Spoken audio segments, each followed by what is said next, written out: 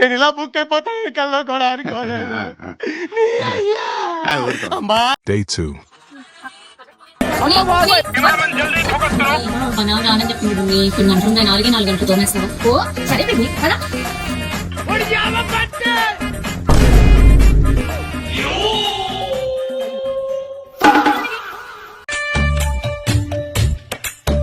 మొత్తం నా జీవితం అంతా అంధకార బంధం అయిపోయింది. Day 3.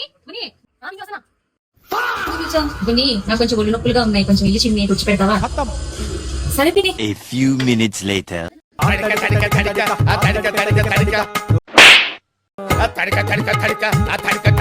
She will die.